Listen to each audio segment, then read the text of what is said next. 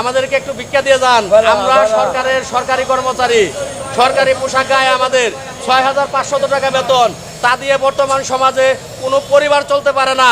বাধ্য হয়ে সরকারি পোশাক গায়ে দিয়ে আমরা ভিক্ষাবৃত্তির পথ বেছে নিয়েছি।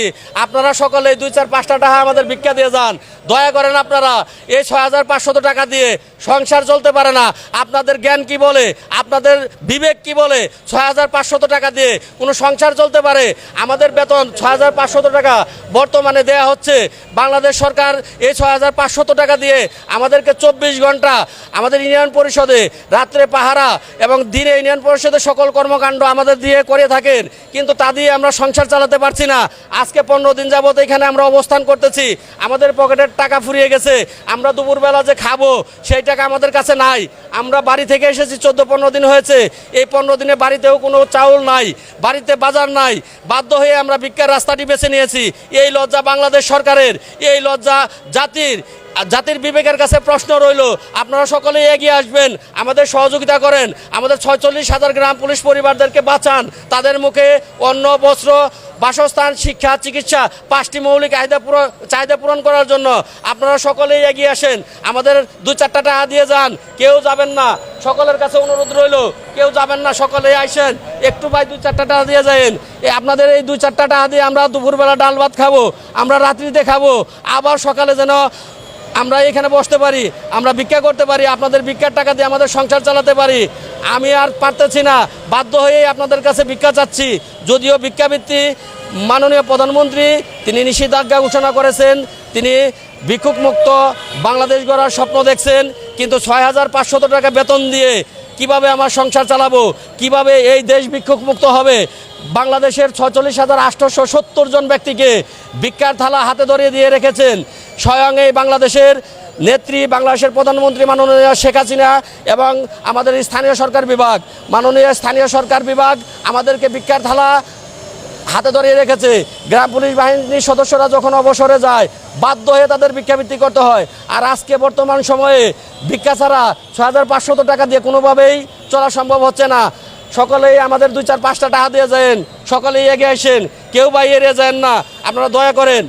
যেখানে আমরা ৪৭,০০০ গ্রাম পুলিশ বাহিনীর সদস্যরা স্থানীয় পর্যায়ে প্রতি রাত্রে নিজের ঘরটা খালি রেখে নিজের বাড়ির নিরাপত্তা না দিয়ে আমরা প্রত্যেক ওয়ার্ডের একজন গ্রাম পুলিশ সদস্য তার ওয়ার্ডের নিরাপত্তা দিয়ে থাকি।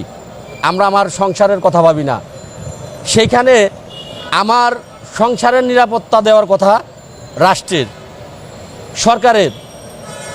আমার সংসারের খাদ্য, বস্ত্র, বাসস্থান, শিক্ষা, চিকিৎসা 5টি মৌলিক চাহিদা পূরণ করার কথা বাংলাদেশ সরকারের।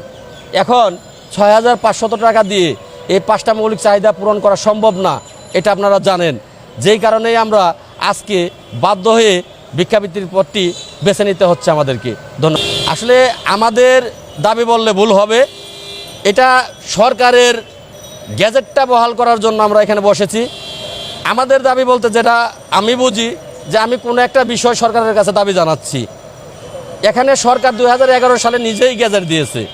সেই গ্যাজেট মানে আমার মতে গ্যাজেট মানে বাংলাদেশের আইন, যা জাতীয় সংসদ থেকে বের হয়ে আসে, রাষ্ট্রপতির স্বাক্ষরিত গ্যাজেট, সেটা বাংলাদেশের আইন, সংবিধান। সেই সংবিধান অনুযায়ী, আইন অনুযায়ী রাষ্ট্র, স্থানীয় সরকার আমাকে বেতন দিচ্ছে না। সেই আইনটি বহালের জন্য, জাতীয়করণ বহালের জন্য আজকে আমি এখানে বসে আছি। আমার দাবি একটাই, ৪৭,০০০ গ্রাম পুলিশ বাহিনীর সদস্যরা যেহেতু সরকারি পোশাক গায়ে, তাদের বেতনটা অবশ্যই সরকারি হওয়া উচিত। তারা সরকারের সর্বনিম্ন স্তরের হলেও, যে সুইপার, ক্লিনার, ওয়ার্ড বয়, যারা সরকারের সর্বনিম্ন স্তরের, সেই গ্রেডটা সরকারের দাবি করেছে এই গ্রাম পুলিশ বাহিনীর সদস্যরা। সেই গ্রেড অনুযায়ী বেতন দাবি করছি। ধন্যবাদ। ৪৭,০০০ গ্রাম পুলিশ বাহিনীর সদস্য যে প্রশ্নটি আপনি করেছেন যে দাবি আদায় না হলে আমরা কি করব। আসলে আমরা সকলেই জানি বর্তমান মাননীয় প্রধানমন্ত্রী, দেশরত্ন জননেত্রী শেখ হাসিনা, তিনি মানবতার মা। তিনি কারো হক মেরে খায় না, তিনি কারো অধিকার তাদের বঞ্চিত করে না। আমাদের সকল অভিযোগ স্থানীয় সরকার বিভাগের উপর, মাননীয় প্রধানমন্ত্রীর উপর আমাদের কোনো অভিযোগ নাই।